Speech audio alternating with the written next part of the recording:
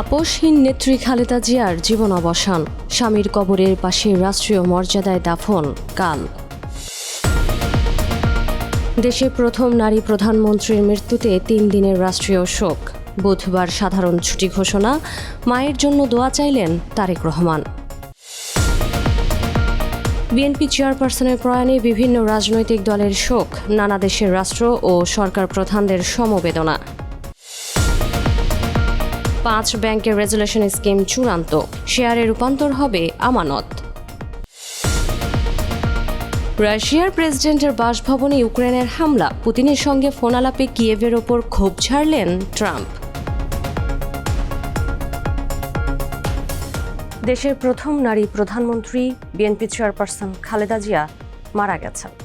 তার মৃত্যুতে টিবিএস পরিবারের পক্ষ থেকে গভীর শোক ও সমবেদনা জানিয়ে শুরু করছি দ্য বিজনেস স্ট্যান্ডার্ডের নিয়মিত আয়োজন টিবিএস রাত 8টার সংবাদে। সঙ্গে আছি তামান্না খন্দকার। দেখছিলেন সংবাদ শিরোনাম, এবার বিস্তারিত। যেখানেই নিরাপদ লেনদেন সেখানেই টেলিক্যাশ।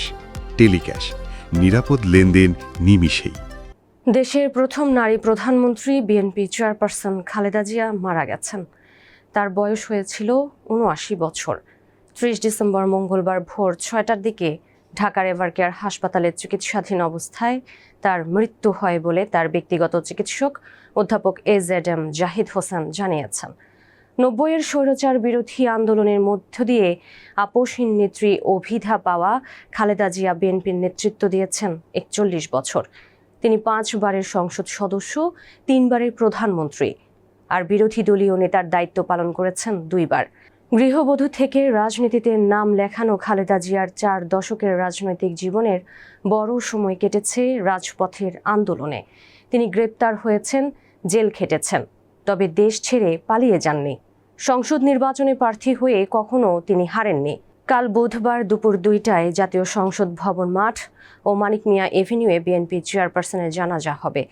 এরপর বেলা 3:30টার দিকে শেরেবাংলা নগরে প্রয়াত রাষ্ট্রপতি জিয়াউর রহমানের কবরের পাশে রাষ্ট্রীয় মর্যাদায় দাফন করা হবে তাকে। সাবেক প্রধানমন্ত্রী বিএনপি চেয়ারপারসন খালেদা জিয়ার মৃত্যুতে বুধবার থেকে 3 দিনের রাষ্ট্রীয় শোক ঘোষণা করে প্রজ্ঞাপন জারি করেছে মন্ত্রিপরিষদ বিভাগ। 30 ডিসেম্বর মঙ্গলবার অন্তর্বর্তী সরকারের উপদেষ্টা পরিষদের বিশেষ সভায় বিএনপি চেয়ারপারসনের জানাজার দিন সাধারণ ছুটিরও সিদ্ধান্ত হয়।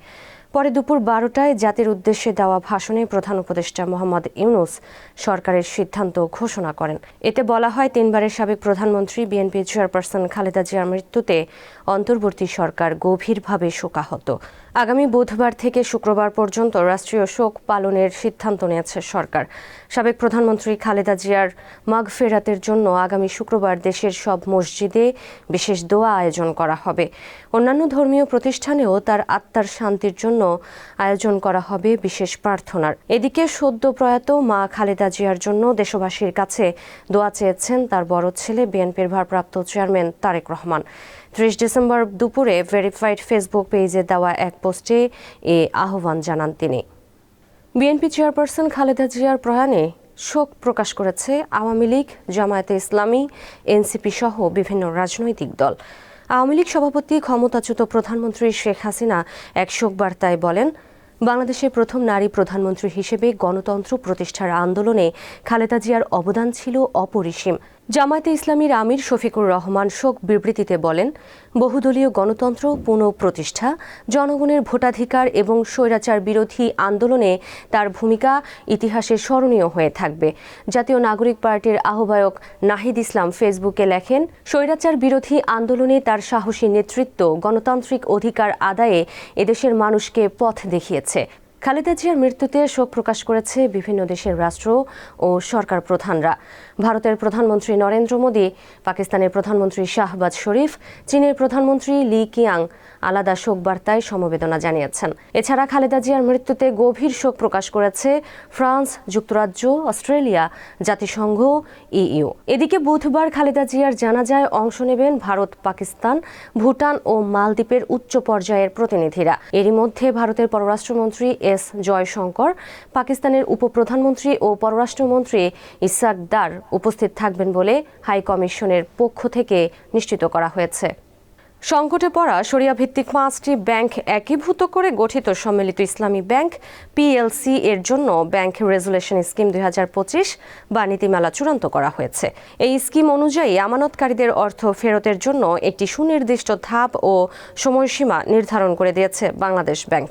নীতিমালায় বলা হয়েছে, নতুন ব্যাংকটির অনুমোদিত মূলধনের পরিমাণ 40,000 কোটি টাকা, পরিশোধিত মূলধনের পরিমাণ 35,000 কোটি টাকা। সরকার ইতিমধ্যে মূলধন বাবদ 20,000 কোটি টাকা দিয়েছে, যা রেজুলেশন স্কিমে ক শ্রেণীর শেয়ার ধারক হিসেবে বিবেচিত হবে। 5 ব্যাংকের আমানতকারী ব্যাংক ও আর্থিক প্রতিষ্ঠানগুলোর স্থায়ী আমানতের অংশ হতে 7,500 কোটি টাকা শেয়ারে রূপান্তরিত হবে, যা রেজুলেশন স্কিমে খ শ্রেণীর শেয়ার ধারক হিসেবে বিবেচিত হবে। ব্যাংক ও আর্থিক প্রতিষ্ঠান ছাড়া অন্য প্রাতিষ্ঠানিক আমানতকারীদের স্থায়ী আমানতের অংশ হতে আরও 7,000 কোটি টাকা শেয়ারে রূপান্তরিত হবে, যা রেজুলেশন স্কিমে গ শ্রেণীর শেয়ার ধারক হিসেবে বিবেচিত হবে। রাশিয়া প্রেসিডেন্ট ভ্লাদিমির পুতিনের একটি বাসভবনে ইউক্রেনের হামলার অভিযোগ নিয়ে সমালোচনা করেছেন মার্কিন প্রেসিডেন্ট ডোনাল্ড ট্রাম্প। তিনি বলেছেন, এটি হামলা চালানোর জন্য সঠিক সময় নয়। বাসভবনে হামলার খবর পুতিন নিজেই ফোন আলাপে তাকে জানিয়েছেন বলে উল্লেখ করেছেন ট্রাম্প। এ সময় তিনি ক্ষোভ প্রকাশ করেন। যুক্তরাষ্ট্রের ফ্লোরিডা অঙ্গরাজ্যে ট্রাম্পের মার এ লাগো অবকাশ যাপন কেন্দ্রে সোমবার সাংবাদিকদের এসব কথা বলেন মার্কিন প্রেসিডেন্ট। এদিনই রাশিয়া ইউক্রেন যুদ্ধ বন্ধে ইউক্রেনের প্রেসিডেন্ট ভলোদিমির জেলেনস্কি ও দেশটির প্রতিনিধি দলের সঙ্গে নিজের অবকাশ যাপন কেন্দ্রে বৈঠক করেন ট্রাম্প। এদিকে পুতিনের বাসভবনে হামলার বিষয়ে রাশিয়ার অভিযোগ অস্বীকার করে ইউক্রেনের প্রেসিডেন্ট ভলোদিমির জেলেনস্কি বলেছেন, ইউক্রেন প্রেসিডেন্ট ভ্লাদিমির পুতিনের বাসভবনে ড্রোন হামলা চালায়নি এবং মস্কো শান্তি আলোচনাকে ব্যাহত করার চেষ্টা করছে।